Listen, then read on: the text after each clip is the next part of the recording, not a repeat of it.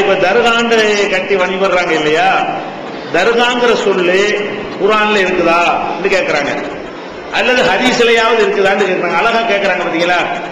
தர்கா என்ற சொல்லு குர்ஆன்ல கிடையாது, தர்கா என்ற சொல்லு ஹதீஸ்ல கிடையாது, தர்கா என்ற சொல்லு அரபு மொழியிலே கிடையாது. நல்ல அரபு மொழியே இல்ல, அரபியா இருந்தா தான் அங்க இருக்கு. தர்கா என்ற சொல்லு என்ன மொழி கிடையாது, அரபு மொழி கிடையாது. அப்ப தர்காங்கிறது பார்சி மொழி. தர்காஹ், தர்ங்கிறது ஒரு சொல்லு, காஹ்னா இடம் அர்த்தம். தர்பார்லாம் சொல்றாங்கல்ல, தர்பார் பார்னா அது ஒரு அரண்மனை, தர்பார்னா கண்ணியமான அரண்மனை அதுன்னு அர்த்தம். அப்ப தர்பார் தர்காஹ்ங்கிறது என்ன சொல்லுது, பாரசீக மொழி.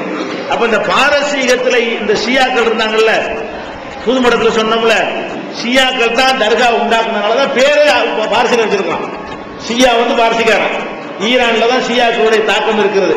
அவன் தான் அந்த செத்து போன ஆட்களுக்கு என்ன கட்டடத்தை கட்டி வச்சுக்கிட்டு அது மற்றதெல்லாம் சாதாரணக்காக அது தர்காகன்ட்டான், அது உயர்ந்த புனிதமான ஒரு இடம் ஆக்கிவிட்டான். அப்ப இந்த தர்காவுக்கு குர்ஆன்ல சொல்லே இல்லை, தர்காவுக்கு ஹதீஸ்ல சொல்லே இல்லை. ஹதீஸ்ல இந்த தர்காங்கிற சொல்லே குர்ஆன்ல ஹதீஸ்ல மஸ்ஜித் தான் இருக்கிறது.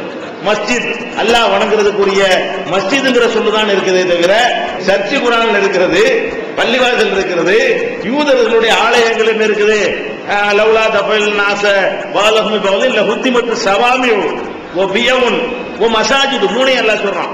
ஒருத்தரை கொண்டு ஒருத்தரை அல்லாஹ் தடுத்திருக்காவிட்டால் யூத ஆலயங்கள் இடிக்கப்பட்டிருக்கும், கிறிஸ்தவ ஆலயங்கள் இடிக்கப்பட்டிருக்கும், மஸ்ஜிதுகள் இடிக்கப்பட்டிருக்கும் என்று சொல்லி இப்படி ஒரு வசனத்துல சொல்லும் பொழுது நம்ம பள்ளி இடிச்சிருவாங்க, நம்ம அதை இடிக்க மாட்டோம், அதை இடிச்சிருவோம், நம்ம பள்ளி இடிக்க மாட்டான்.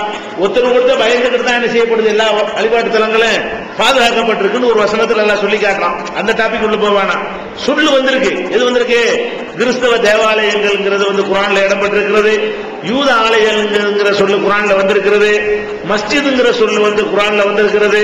தர்காங்கிற சொல்லே கிடையாது, சொல்லும் கிடையாது, தர்காவுக்கு மார்க்கத்தில் இடமும் கிடையாது, இடிச்சு தள்ளிட வேண்டியதான்.